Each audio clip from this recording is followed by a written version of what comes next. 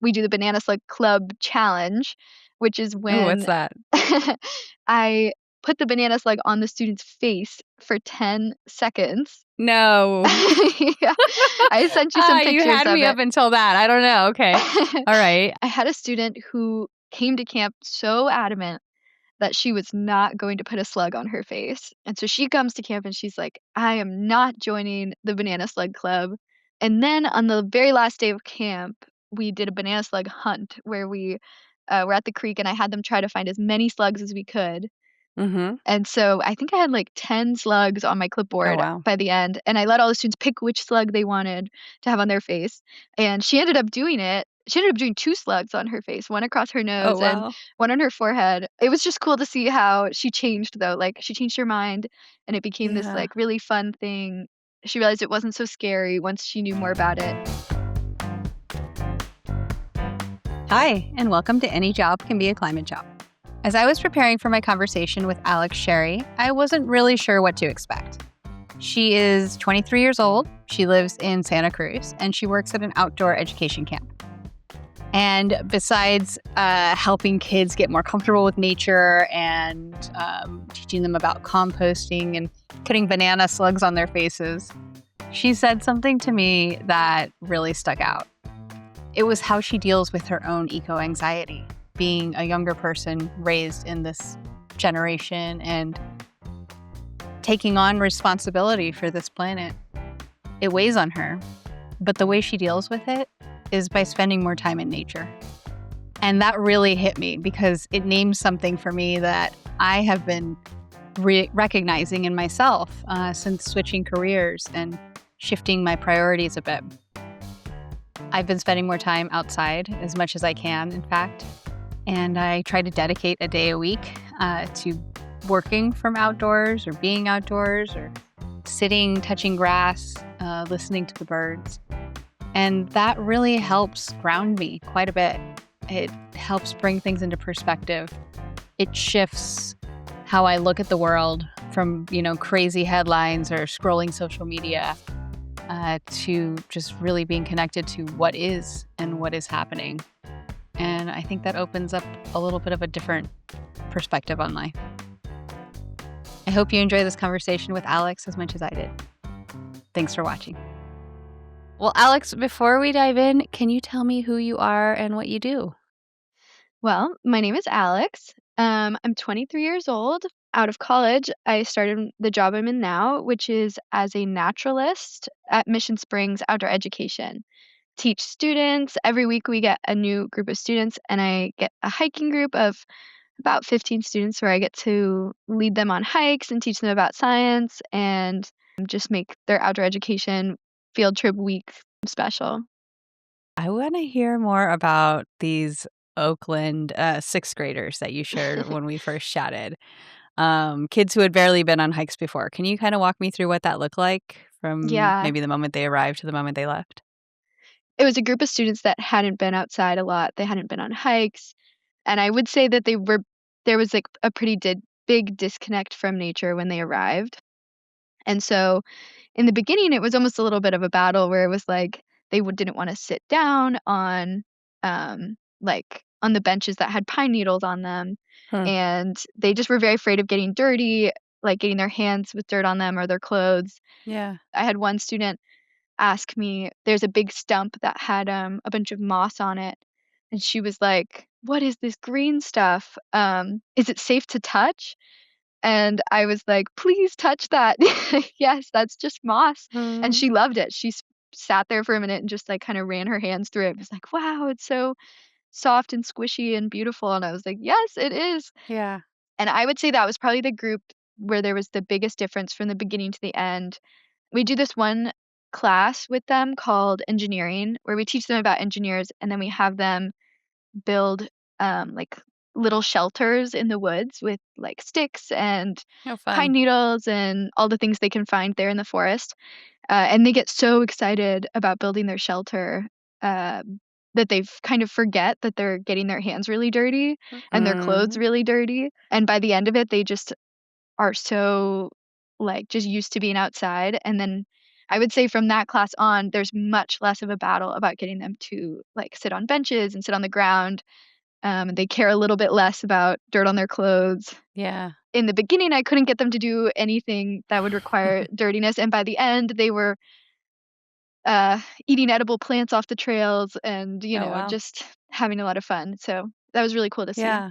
You're 23, and I feel like a lot of the people I talk to on this podcast are later in their careers and kind of grew up in a different generation. So I'm super curious to get your take on that in general. Like you Mm. kind of came up with a climate education, or really focused on marine biology and sustainability, and you're like very much kind of interested and care about this. And then some of the students that come into your camp, are pretty far removed from that, like that group you just mentioned.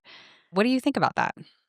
Yeah, I do think there's a big difference in the generational knowledge about climate change and also just how it's changed from when I was growing up versus now. Hmm. I would say Oh, tell me more. when I was in high school, probably, I feel like it was a little more of like climate change is coming, like what are we gonna do? And I think I also got some people from older generations like almost being apologetic about it, like, Hmm. I'm sorry we're leaving you with this world, especially as I got more interested in studying sustainability. Yeah. It was like, "Oh, well, you're dealing with our mess that we made," you know? But I would say since probably 2020, and maybe it's just that I've gotten older, but it seems like there's more of just an acceptance that, like, this is the reality as opposed to, like, preventing it. It's more so like, "Okay, now we're in it, Yeah. and what are we gonna do now?" With the younger kids, I would say that they're also fairly aware of what's going on, and some of them almost come in with this, like, idea that, like humans are bad, Mm. and like nature is good. And I think there's a healthy balance to represent more so that like we are part of nature as opposed to we are evil. Like Yeah. Us against nature. Yeah. right. And it's more of a trying to show some connection between the two. Yeah. Whereas I feel like outdoor education is a great spot to start with that, with showing them that they can be connected to nature and they can play like a healthy part in it Hmm. and that humans don't always do bad. Let's talk more about that. So they're with you for a week. Mhm. And what's the change you see from day 1 to day 5? Kinda walk me through it. Yeah. I mean, I think when they show up, it depends. So every group is so different, but usually they're a little nervous and excited and don't know what to expect. And then I would say on day 1, there's a lot of resistance towards hiking, and they're not used to being outside so much. Especially in the winter when the weather's bad, they're kind of like, "Why are we not Uh, indoors right now?" Like, "I just wanna go yeah. inside." But I do think as the week goes on, they kind of see me and the other naturalists as these, like, role models, Hmm. and they see us having a lot of fun and getting really excited about the activities we're doing, and nature, and I think they kind of start to want to be a little bit more like that, Yeah. and by the end, they get really excited if we, like, find something cool on the trail, and I think their priorities just shift a little bit, and I think that us being, like, that role model really sets that standard by the end of the week.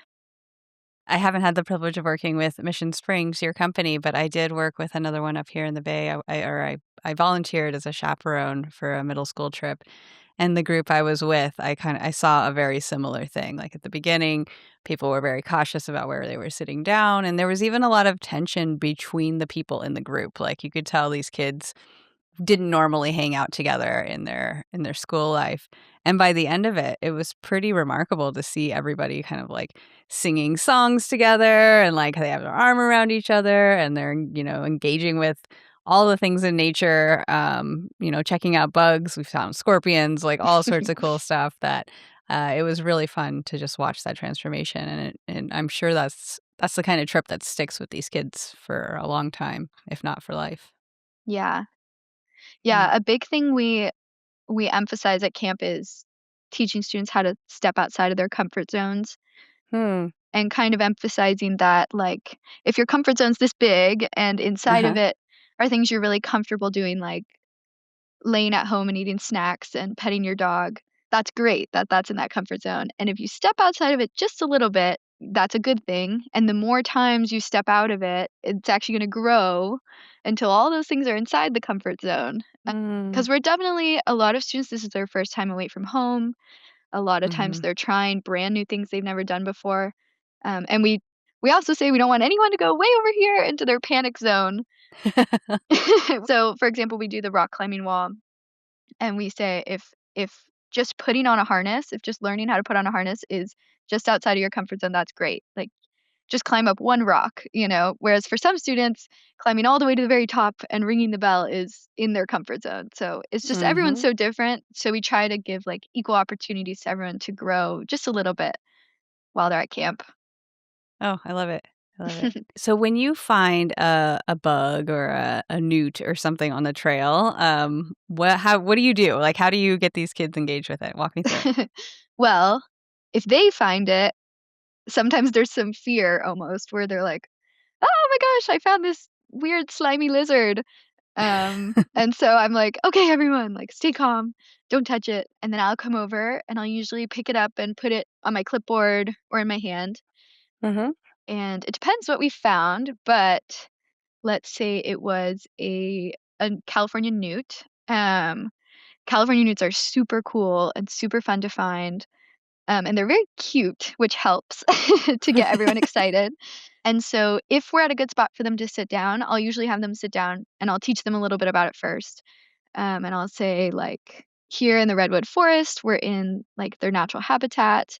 And then I'll teach a little bit of just about like their homes there and how California newts are actually like a poisonous species. They'll release poison from their skin if they're being attacked, which sometimes raises a lot of fear in the students. But you can usually see the poison when it comes out of their skin.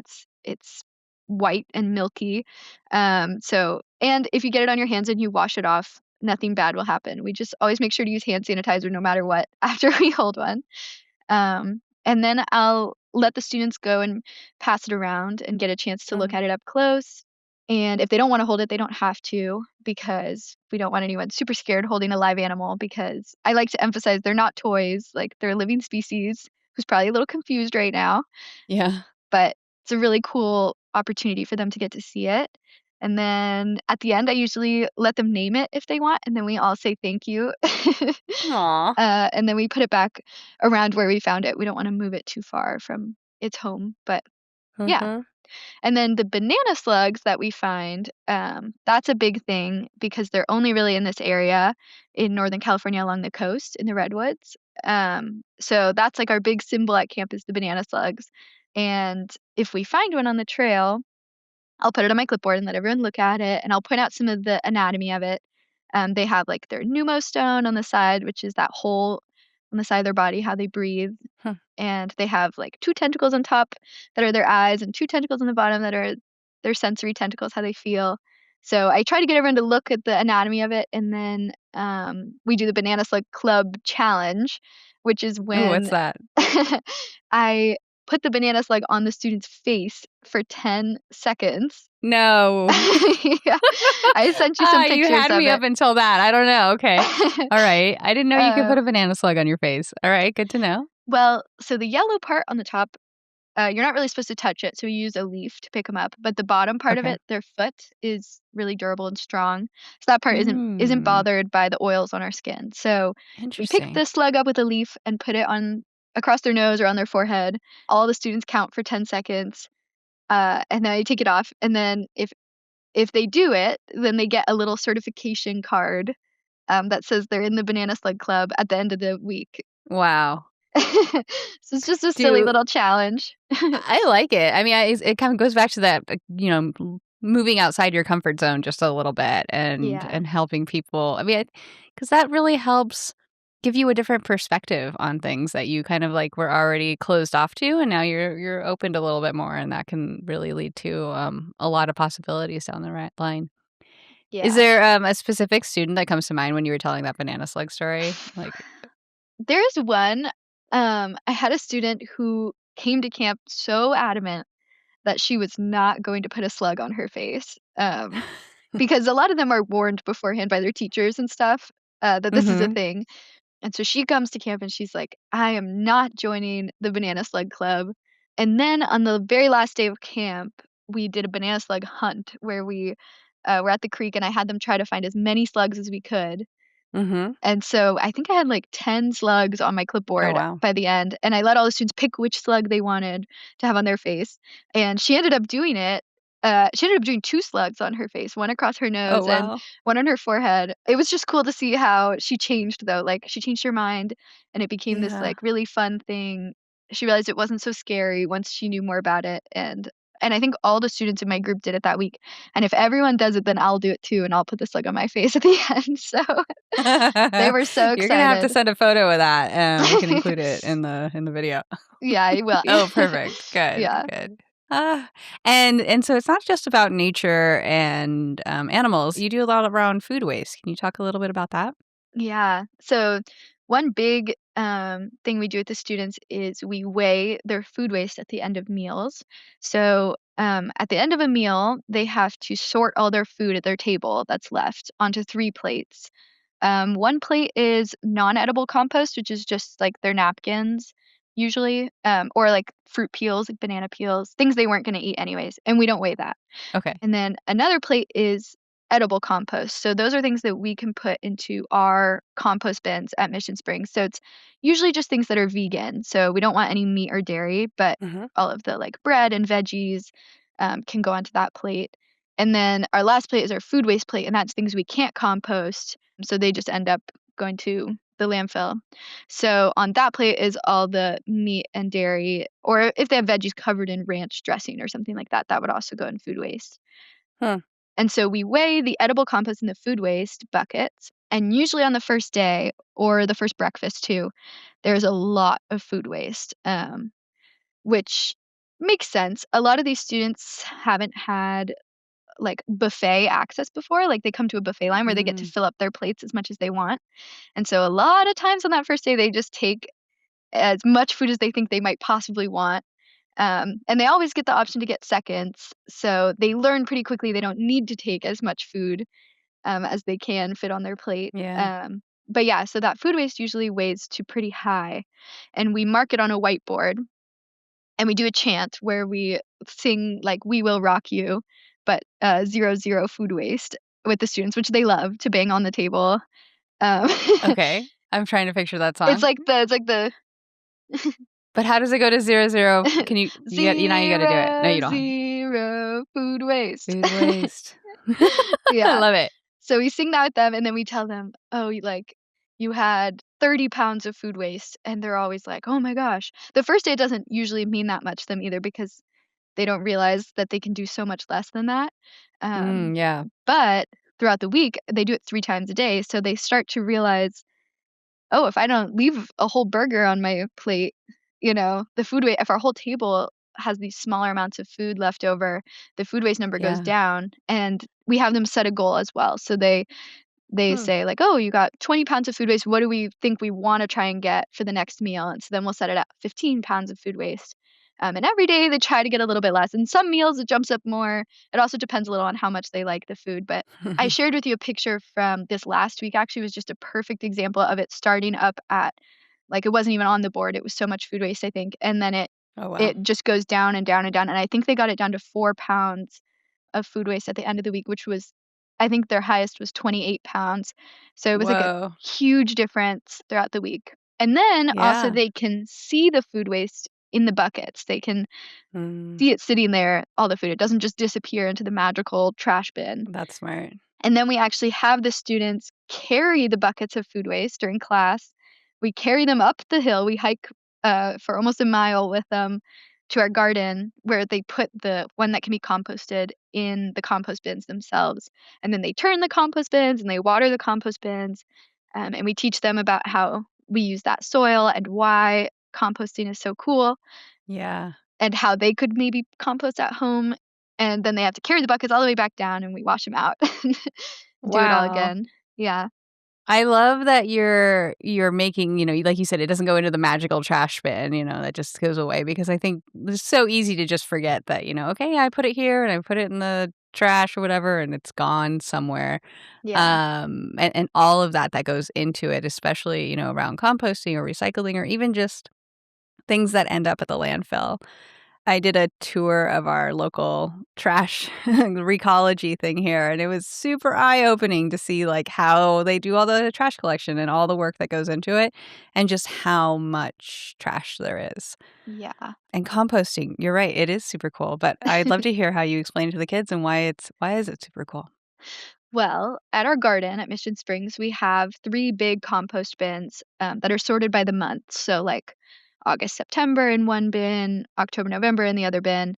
In the month that it is, so let's say it was August, we would fill up that bin that month, and then Okay. after that month, it would sit there for about 6 months, and during those 6 months, we're gonna be turning it with a pitchfork, watering it, so that it breaks down nicely, and Huh, then when it's done, with the students, we sift the compost. We have like a I don't know what the word for it would be other than a sifter, but it's like a frame with metal wiring to sift out okay. anything that didn't break down. Because a lot of times there'll be little, like there'll be a fork in there or, like, a little Mhm. Right. jelly plastic packet that didn't break down. So we wanna make sure all that stuff Makes gets out sense. of there, rocks, sticks, things like that, and sift out the nice finished soil into a big bin that then we Uh-huh. use in our garden. We have these big garden boxes that we fill up with soil and, we plant plants with the students. Right now, we're growing a lot of garlic and onion because the gophers keep stealing everything else. So we have lots of garlic and onion that we're planting with the students, and yeah, so it's very full circle, on days like that. They get to Yeah, sift the soil, plant the plants, that's really neat. and just see how it all really works, and kinda also get to see how their food waste that they're dumping right now would look, in a few months, like, when it's done. Are any of these kids coming into the camp knowing about composting already or food waste, or is this pretty new to most people? So far, I don't think I've had any students, like, know a lot about it already, Okay. but they do know certain, things that I can kinda meet them halfway with. So we do something we call to help them remember, we call them the FBIs of composting, which is fungus, bacteria, and invertebrates are the things that are breaking down that food. And Hmm. so the fungus in particular, we talk about, like, the mold that they'll see at home, like, if they leave strawberries out for too long, Mhm. and they're like, "Oh, yeah, I know that fungus, that's just mold on my food." The bacteria is just, like, they can't really see it, but it'll break down the food, and it'll actually make the compost really hot sometimes. It can get up to, Mm. like, 120 degrees Fahrenheit or something like that, so Oh, wow. sometimes that finished soil that we use is, like, hot to the touch, which is very unusual feeling. Yeah. And then the invertebrates are just gonna be those little, like, earthworms and pill bugs and things like that. They can actually see in the bins because 'cause they're always crawling Oh, around wow. in there. It kinda connects that visual, like, they realize they don't know a lot about it coming in, but I think they grasp the concept pretty quickly. Yeah, and I'm sure that plays into their, desire to meet their food waste goals too. What does Definitely. the room look like when they hit their goal? Oh, they get so excited. In the beginning of the week, like I said, it takes them a little to grasp the concept, like, they're like, is 25 pounds of food waste good or bad? I don't know. But then as it starts to go down, they get more and more excited. You'll see them just proudly showing me their clean plate, like, I got 0 food waste today. Nice. And then when they meet their goal, they'll literally like stand up and cheer. There is no prize, but they just still get so excited, Aw, and good. very into it, Yeah. which is really cool to see. Wow. So does this kind of experience stick with the kids, long term? Have you heard of any stories after the fact? Yeah.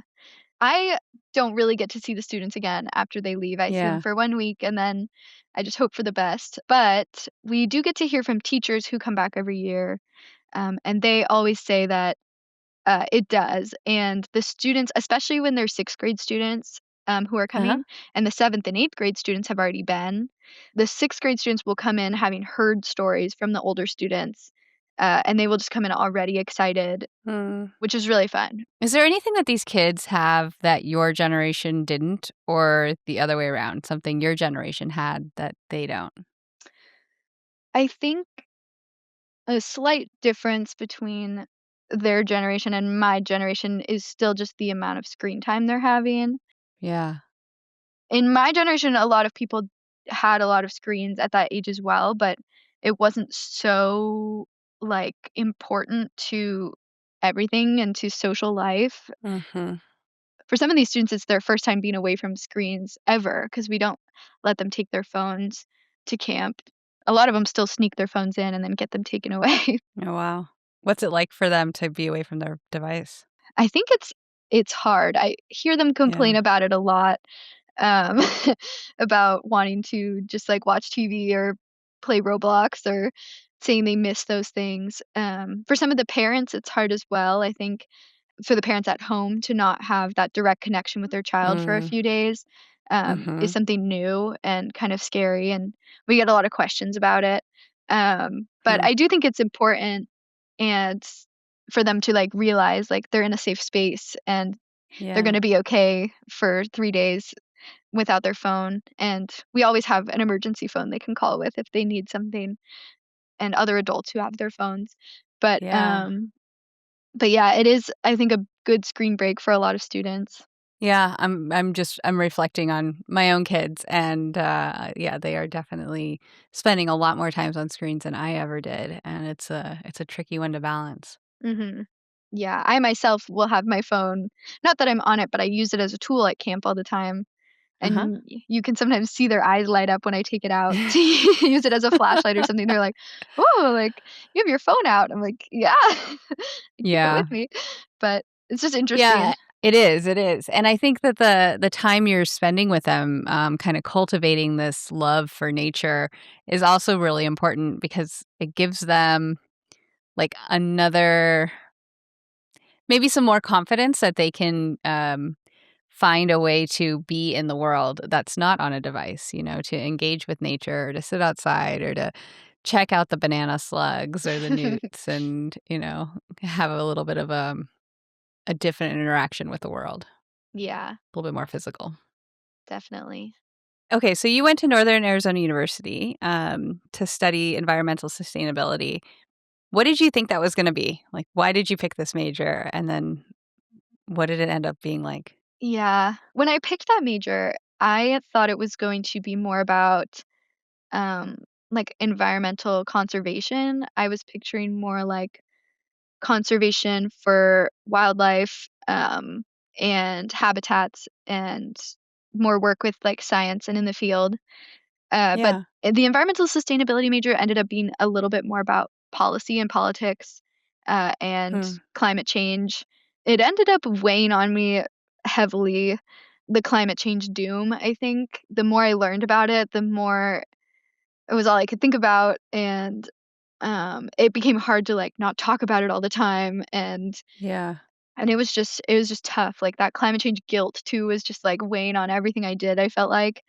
And I realized that the policy and politics side to that wasn't really my calling, I don't think. It wasn't what made me excited and passionate, and that's when I realized, like, I was always looking for more of a sciencey, outdoorsy Hmm. job and major, Yeah. and I was particularly passionate about marine conservation, so that's when I decided to transfer schools altogether as opposed to just switching majors because I wanted Hmm. to study the ocean, and there is no ocean in Arizona. Nope. So I made the move, but, Yeah. yeah. That is a lot to carry. What was that like emotionally? Like, what were you carrying around and how did you deal with that? Yeah.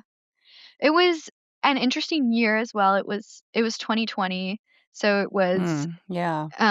a very indoors COVID time, easy to get, wrapped up in your own brain, and I was taking classes as well that were I took a class, like, named climate change, and I took a class called, like, sustainability, where I learned really cool and really important stuff. But particularly the climate change class just left me feeling very, not very hopeful about the future. I found myself, I think it was maybe Thanksgiving or something, and I found myself just explaining climate change doom to everyone at the Thanksgiving table, and then I thought, this isn't very good conversation topic. Everyone was just sad after that. So Yeah. it was just making me upset and kind of sad all the time. And Mhm. so Do you still find yourself that way? yeah, I do, but a little less now, I think. I think Mm. now I'm a little unplugged from that as much and more out in the field. I'm out in nature every day, and so it's a little less heavy. Yeah. When I'm seeing the beautiful nature every day, it's like, okay, it's still here. It's Yeah. still good, like, and and I feel like I'm still making a really important impact without it having to be through policy and politics. I think I'm instead educating the future generations, which is its impact in itself. Absolutely. Definitely. What do you think might be possible for climate if kids sitting in your groups right now were the ones making the decisions in 20 years? That's a good question. I think they're learning a lot of the basics at this age, Yeah. just like general emissions and plastic use and food waste and things like that are just good things to kind of have in their brain as like Mhm. seeds of knowledge. And I hope for a lot of them it grows into something that they take with them forever. Yeah. I think a lot of the change needs to happen all over in every field. So, Yep, yeah. I couldn't agree more. But if every school was to have a week like that at Mission Springs, what do you think might change in the world? I do think it makes a big impact, and not only on the students, I think it makes a big impact on the parent chaperones, and the adults as Mm. well. Almost Mhm, every week, mhm. I get the feedback of like, "I know this is 5th grade curriculum, but I learned, like, a lot of new stuff this week too." That's great. And I think it's cool that there's a lot of takeaways for everyone from it. But I do think it could just create a more, like, connected with nature community, Mhm. and people who are a little more confident outside and just knowing the kinds of things that are around them. Like, Yeah. I think it's really important to be able to, like, go outside and know 1 or 2 native plants and or if you find an animal, like, to know that that's an animal that shares the same habitat you're living in, you know? Like, their home Yeah. is your home, and a lot of times we don't know any of the birds or reptiles or names of any of them that live near us, what plants are around us. So many students try some of the edible plants we have are redwood sorrel or Douglas fir, and so many Mm. students are like, "Oh, I have a Douglas fir tree, and I think I have a tree like this outside my house, and I would have never known," you know. So I think it's I just didn't know. I didn't know impactful. you could eat that. I That's know cool. they're Yeah. okay. Okay. They Good taste to like know. Christmas, Okay, yeah. but That makes sense. they make a good tea, I've heard. Okay. Alright. What would you say to a teacher or a coach or a nanny or anybody who works with kids every day but has never thought of themselves as doing climate work? What do they actually have the power to do? Maybe, like, even starting tomorrow? Yeah. Well, I think a good thing to, like, keep in mind is that, like, as a role model to younger people, making sure that you are, like, projecting the image of what you want them to take away, especially if you can tell that they're looking up to you and, Mm, trying to find out what you're interested in, and just making sure, like, you're picking and choosing your priorities that you're showing them, uh, is, I think, important. So, like, for yeah. example, if I can tell students are really excited about me in that particular week and really looking up to the things I'm doing, I'll make sure to just be so jazzed about being outside. And if they find a salamander, I'm just like, oh my gosh, like that is the coolest thing ever. And, letting them take a lot of pictures and just like, and that Yeah. that energy I think is just kind of contagious to them as well. And I think those are the Mhm. kinds of things that are going to stick with them and they're going to remember is like that energy and that excitement.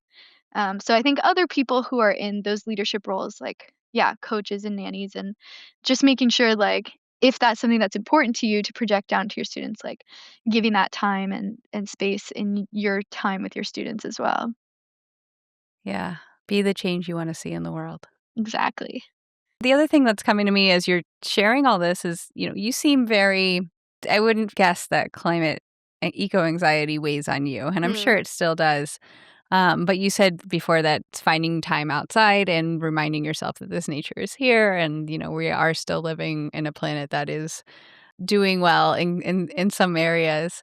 You're bringing that to these kids as well, and reminding them that like there's more than just the concrete neighborhoods and cities they might be coming from or living in, and there's more to connect with on the planet, even in where they live. Like you said, the birds and the other animals that live right there where they are.